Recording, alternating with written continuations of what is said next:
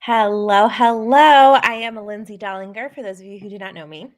And I had this idea driving home from work today here in snowy Ohio because I'm a Spanish teacher.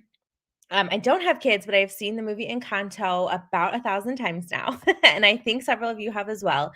And so I was thinking up ideas for my podcast. I usually record my business tip Thursday podcast episodes in the car because I optimize my time like all the time.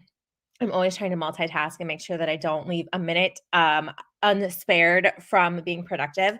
So I was thinking about it and I'm like, oh my gosh, I should talk about all the lessons from Encanto, the movie, and how you can apply those not only to your life, but to your business. And then I was like, I should do a Facebook Live on this because I feel like there's so many people who would agree with this or are like, yes, that totally pertains to me. So, in no particular order, I literally spoke them into my phone as I was driving. But here are some of the things that are lessons in the movie Encanto that you can totally apply to your business or your life if you don't have business.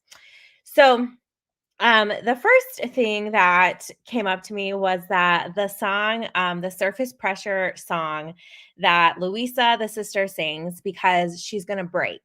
And I don't know about you guys, but January is usually a month of mine where I'm like, everything is building up. We've come back from a couple weeks off from winter break, and it just like all the craziness happens. It seems like the longest month ever. All these things with my normal job, like my day job and everything else, but then also your business can feel like that too. And not necessarily January, any time of the year, but I think it was a very good lesson in like we want to catch that that too much pressure and all that before we get to the point of burnout, before we get to the point of feeling like that we need to break. And that goes for anything, not just business, but especially in business. And I've been there in business. I've been there with my businesses. I'm in that phase of one of my businesses right now where I'm just like not motivated to show up for it. So I have to really ask myself, like, where is that coming from? So I loved that song. That was like the first lesson is don't let things build up, talk through them, work through them, take a break before you get to the point of like, I have to like quit. Take a step back, but you don't necessarily have to quit if something is right for you. The next one is probably the main one of the whole story, and that is that we all have our own special gifts, right? So we all have our own special gifts, and let me know. Drop a comment below if you've already seen the movie Encanto, so I know if you know what I'm talking about or I'm not or not. Um, but we all have our own unique gifts, and some of us, it just takes longer for you to figure it out, and that's totally okay. And I see this so much with the women that I work with, not only on my team, but also in my clients in the social selling sisterhood, my one-on-one clients and the women in my membership. And this is just that like everyone is still kind of in that phase of figuring out what their secret sauce is that sets you apart from other people. We talked about this in today's podcast episode that dropped in all about branding. But branding's only one piece of it because you really can't do branding right until you have figured out what sets you apart from other people, why people are going to buy products from you as opposed to the same product from someone else. So we all have our own unique gifts, and everyone, like in that storyline, like you find yourself liking every different person, and they all had different things to offer, right? And you're no less special if you haven't figured yours out yet. So stop comparing yourself to other people, I think was a really big one as well. So the comparison game, because nothing good comes out of the comparison game, right? So try not to compare and instead celebrate other people's wins with them. Celebrate the fact that you're still figuring stuff out. This one was kind of like a little bit darker of me, but I put in reference to the candle burning out, like all good things come to an end and all things run their course. And what I mean by that, especially in the business world, is maybe you have been used to, I'm just thinking of my women in party plan companies. Maybe you've been used to a traditional Facebook party and you've been using the same template for like 2 years, and you're starting to see that people are not responding to that same party template, and people are not responding to your post in your VIP group the same way or whatever it might be. It is possible that things like that have run their course and it's time for you to find a new strategy or pivot the one that you have, freshen things up a little bit, because you get to the end where your candle's burning real low, right? And we don't want it to go out and all of a sudden it goes out and we got to restart our business all over again. I really liked this one because I feel like this is pretty much a storyline for lots of the Disney movies. And this is not waiting for others to do things for you, but to seek out answers on your own, which is totally what oh my gosh, I can't think of the main character. Someone help me with the main character. I want to say Mirabal, but that's their last name. Oh, I should know this. But someone tell me her name.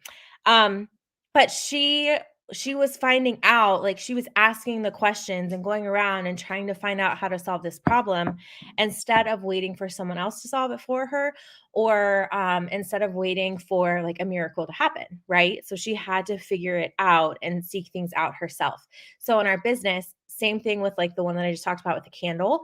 Um, we get to look for those answers. We get to, we can take little bits and pieces from other people and from trainings and from coaches and from mentors in our company. But ultimately, it's up to us to figure out what works for us in our business and what we feel really good about. Because if you don't feel really good about it and you don't have that good energy, you're not gonna perform well. No one knows her name. I know people are watching this right now. Someone tell me her name, please. Another one, and this was with the sister. I believe her name was Rosa, the really pretty one. Everyone just assumed that she wanted to get married to the guy, and that she had this perfect life and all these assumptions, but you never really know what's going on inside people's brains. So, how this pertains to your business: communicate with people, communicate with your teammates, and hear like straight from their mouth, what do they really want out of their business? Because otherwise you're assuming that they want to have a 100K business and they're just in this for a hobby and they don't want to make that kind of money. They don't want a business like that. Same thing with people that you are getting in your head about asking them to join your team or try your products. And you're like, oh, I'm sure she already has a nail girl. I'm sure she already has heard of these products. I'm sure that someone's already asked her to join their team. And so the point being there, you never know what's going on in people's minds unless you reach out to them and ask, like, hey, have you ever considered doing this? Have you ever tried these products before? You're never going to know if you don't ask. Okay, I have a few more written down. Let's see. We already covered that one. You're never going to be perfect.